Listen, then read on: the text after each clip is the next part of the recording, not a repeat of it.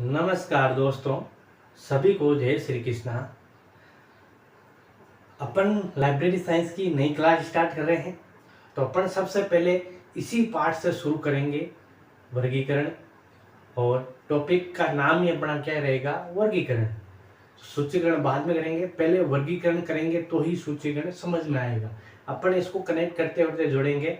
तो शुरू आज की अपनी पहली क्लास है इसकी, तो आप मेरे साथ जुड़िएगा और कैसी लगी क्लास जरूर अंत के अंदर बताइएगा कि क्लास कैसी है, आपके लिए कितना हेल्पफुल रही है क्लास। अपन बात करेंगे वर्गीकरण की, बेसिक से स्टार्ट करूंगा। जिस बच्चे ने अभी अभी डिग्री की है उसके लिए भी फायदा है, और जो पहले कर रखा है डिग्री, पिछली एग्जाम दिया उसके लिए से ही फायदा है। तो अपन बेसिक से शुरू करेंगे, क्योंकि कई बच्चे ऐसे जो रेडीमेड डिग्री लेके आते हैं उनको भी कुछ ना कुछ समझ में आना चाहिए। पूरा समझ में आएगा अगर उन्होंने क्लास अच्छे से देख ली तो। ठीक है, तो अपन क्लास स्टार्ट करते हैं। सबसे पहले वर्गीकरण। तो आज अपन शुरू करते हैं पुस्तकालय वर्गीकरण और सूचीकरण। पुस्तकालय वर्गीकरण और सूचीकरण। तो सबसे पहले दोनों अलग अलग है, वर्गीकरण अलग है और सूचीकरण अलग है। तो अपन सबसे पहले पढ़ेंगे वर्गीकरण और इसके बाद पढ़ेंगे अपन सूचीकरण। जैसे सबसे पहले अपन शुरू करते हैं वर्गीकरण। तो वर्गीकरण है, ये शब्द किससे बना हुआ है, कई बार क्वेश्चन पूछ रखा है, इसके अंदर पुटअप हो रखा है कि वर्गीकरण शब्द की उत्पत्ति कहां से हुई है और ये किस शब्द से बना हुआ है, और इसके वर्गीकरण की परिभाषा है। ये बातें भी पूछी जा सकती है। एक बार हर क्वेश्चन, हर एग्जाम के अंदर एक दो बार ये क्वेश्चन आता ही जरूर है वर्गीकरण का। तो सबसे पहले इस शब्द की उत्पत्ति, इस शब्द की उत्पत्ति कहां से हुई है, तो ये लैटिन शब्द से हुई है। कहां से हुई है, लैटिन भाषा। लैटिन भाषा के क्लासिस, CLASSIS, क्लासिस से हुई।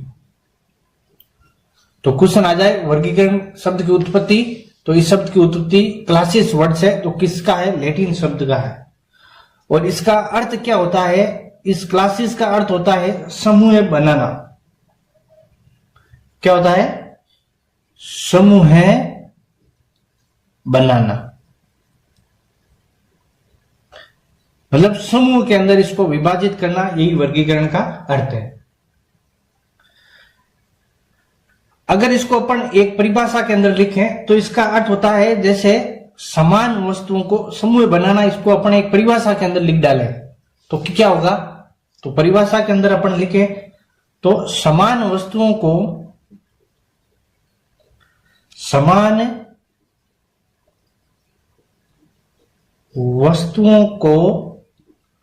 एक साथ रखना, एक साथ रखना। समान वस्तु है उनको तो एक साथ रखना, और असमान वस्तु है उनको एक साथ रखना, और उसमें से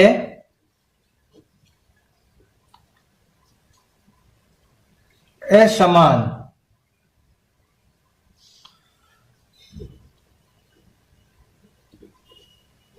वस्तुओं को अलग रखना या करना कह सकते हैं अपन। समान वस्तुओं को एक साथ, और जो उस समान वस्तु के अंदर जो अलग वस्तुएं हैं जो असमान है उनको अलग करना, यही वर्गीकरण है। एक परिभाषा के अंदर अपन इसको देख सकते हैं। ये थ्योरी के अंदर काम आ जाएगी, ये परिभाषा आपको कहीं काम आ जाए तो इसको जरूर आप लिख लेना।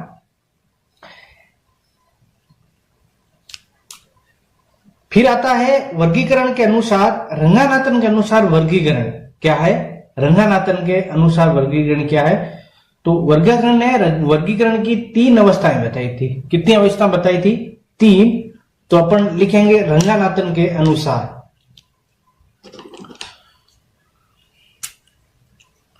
रंगानाथन के अनुसार वर्गीकरण की क्या क्या, ये तो परिभाषा है। अपन भारत के अंदर रंगानाथन ज्यादा पूछ रखा है रंगानाथन जी 12वीं के अंदर, तो रंगानाथन के अनुसार, तो रंगानाथन जी ने अलग अलग वर्गीकरण की कितनी अवस्था बताई, तो इन रंगानाथन जी ने वर्गीकरण की 3 अवस्थाएं बताई थी। वर्गीकरण की 3 अवस्था, वर्गीकरण की 3 अवस्था बताई, और उन 3 अवस्थाओं में कई बार क्वेश्चन आ रखा है, वही अपन को नोट करना है। तो पहली अवस्था क्या है, तो नंबर 1 लगाओ और लगाओ पहली अवस्था।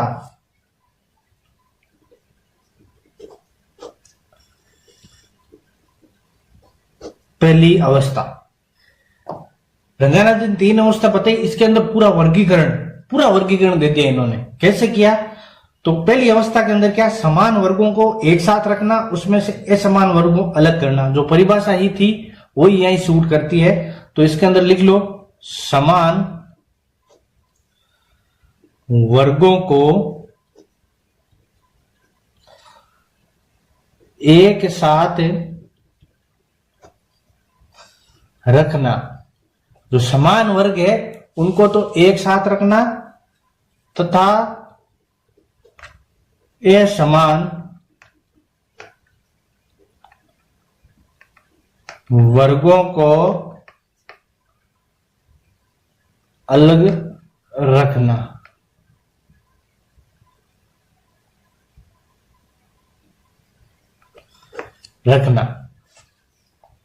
पहली अवस्था क्या बताई, समान वर्गों को एक साथ और असमान वर्गों को एक साथ। अब इसके बारे के अंदर एक वर्ड अपन यूज करते हैं, मोस्ट इंपोर्टेंट है, इसको अपन कह सकते हैं समूह अवस्था। समूह अवस्था भी कह सकते हैं इसको, या इसको और के अंदर अपन आगे 3 स्तर पढ़ेंगे। उस स्तर के अंदर अपन इसको नाम दे सकते हैं, वैचारिक स्तर नाम दे सकते हैं, इसके अंदर कोई गलती नहीं है। ये अपन देते हैं ताकि समझ में आ जाए। अपन 3 स्तर पढ़ेंगे, उससे पहले मैं आपको स्तर बता दूंगा हर के अंदर, वैचारिक, शाब्दिक और अंकन। इसको अपन वैचारिक स्तर मतलब दिमाग के अंदर विचार आ जाए कि जो समान वस्तु है उनको अलग करना हो और असमान वस्तु है उनको अलग करना हो, ये विचार आ जाए तो ये वर्गीकरण की पहली अवस्था हो जाएगी रंगानाथन के अनुसार। रंगानाथन जी ने ये परिभाषा ही दी है। अब इसको अपन नाम दे देते हैं, अलग अलग नाम दे सकते हैं, इसके अंदर कोई गलती नहीं है, क्योंकि इसको समूह अवस्था दे सकते हैं, अलग अलग समूह के अंदर विभाजित करो, या वैचारिक अवस्था भी इसको नाम दिया जा सकता है, गलत नहीं है ये। फिर आती है रंगानाथन जी की दूसरी अवस्था। तो दूसरी अवस्था क्या है, लिखो दूसरी अवस्था। एकदम डीप के अंदर पढ़ेंगे अपन, धीरे धीरे पढ़ेंगे, कोई जल्दबाजी नहीं है। महीने का 15-20 दिन के अंदर हो एक सेकेंड यूनिट तो भी टेंशन लेने की जरूरत नहीं है, लेकिन कहीं से आपको मटेरियल या कहीं से आपको कोर्स परचेज करने की जरूरत नहीं पड़ेगी, मैं इतना शानदार पढ़ा दूंगा आपको। दूसरी अवस्था है कि जो समान वर्गों को सहायक अनुक्रम में व्यवस्थित करना। दूसरी अवस्था क्या कह सकते हैं इसको, तो दूसरी अवस्था कह सकते हैं अपने समान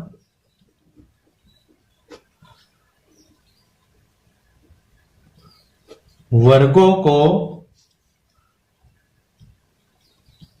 सहायक अनुक्रम, बस इंपॉर्टेंट वर्ड यही है, सहायक अनुक्रम में व्यवस्थित करना।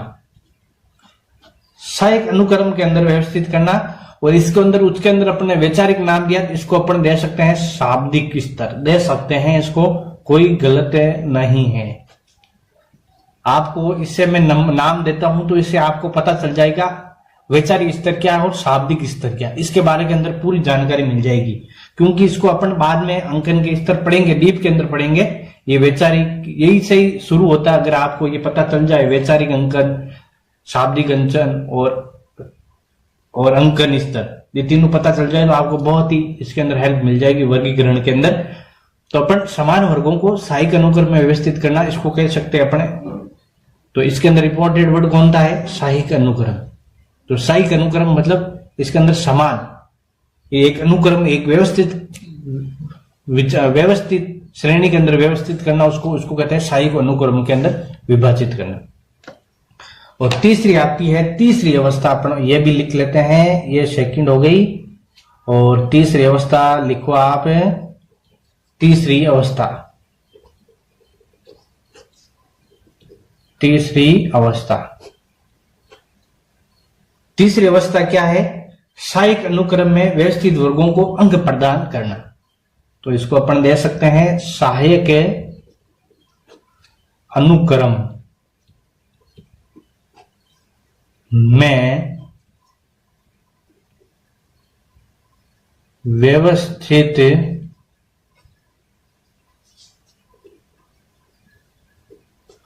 वर्गों को अंक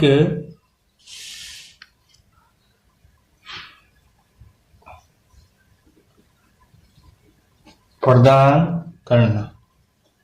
जो अपने सहायक अनुक्रम के अंदर व्यवस्थित किया उनको एक अंक प्रदान करना, और इसी को अपन कह सकते हैं अंकन स्तर।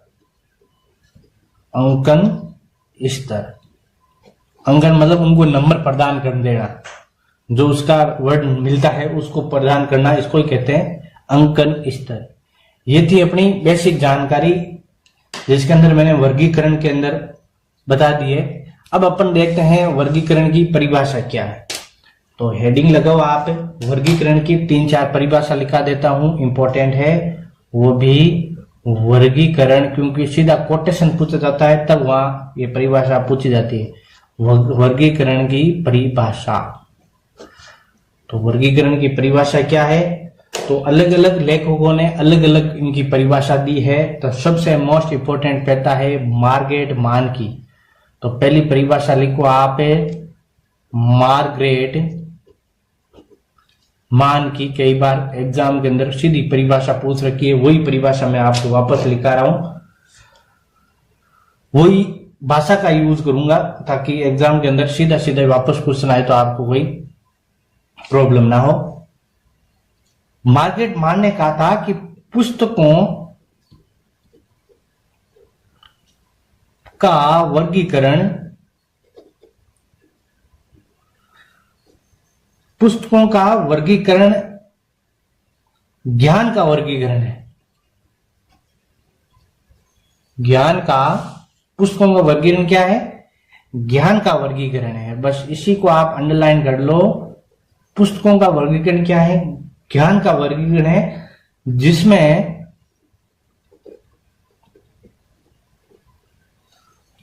पुस्तकों के भौतिक स्वरूप के आधार पर समन्वय किया जाता है।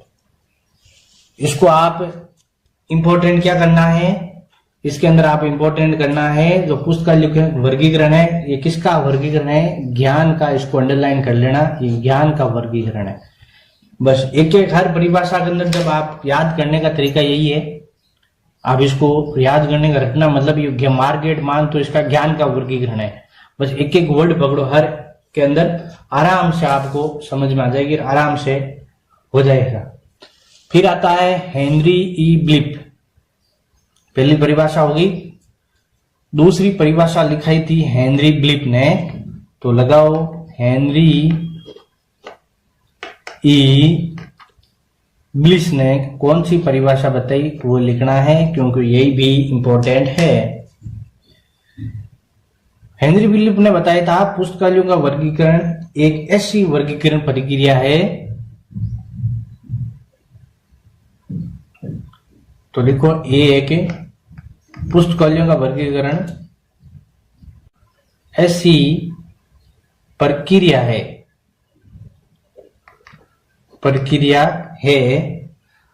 जो पुस्तकों को व्यवस्थित तथा पुनः व्यवस्थित करने हेतु अपनाई जाती है। जो पुस्तकों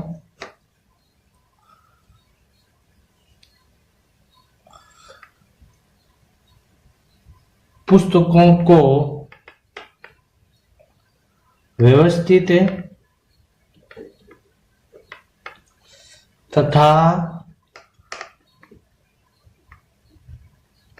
पुनः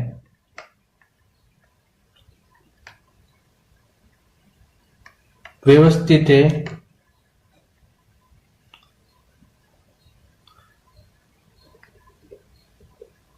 करने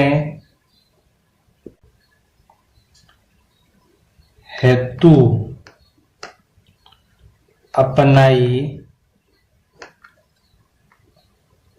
जाती है। क्या किया जाता है? एक ऐसी प्रक्रिया है जो वर्गीकरण को पुस्तकों को व्यवस्थित और पुनर्व्यवस्थित, इसको अंडरलाइन करना, व्यवस्थित और पुनर्व्यवस्थित वर्ड किसने किया था? हेनरी ब्लीफ ने। बस आप एक एक वर्ड पकड़ो, आराम से समझ में आ जाएगी, कोई इसके अंदर ऐसे डिफिकल्ट नहीं है। फिर और भी परिभाषा है, अपन नेक्स्ट वीडियो के अंदर पढ़ेंगे क्योंकि वीडियो लंबा हो जाएगा। तो अपन नेक्स्ट वीडियो के अंदर और इसको परिभाषा है, 2 परिभाषा पढ़ ली वर्गीकरण की, 2-4 और पढ़ेंगे। ऐसे धीरे करके अपन पूरा ये वर्गीकरण और सूचीकरण हो जाएगा। तो आपको ये क्लास कैसी लगी कमेंट्स के अंदर जरूर बताना, और ज्यादा से ज्यादा इस वीडियो को शेयर करना, चैनल को प्लीज सब्सक्राइब करना ना भूलना, ताकि मुझे और ही अच्छे वीडियो आपसे देने के लिए उत्साहित हो। तो अपन मिलेंगे अब नेक्स्ट क्लास के अंदर, तब तक के लिए आप सभी को जय श्री कृष्ण।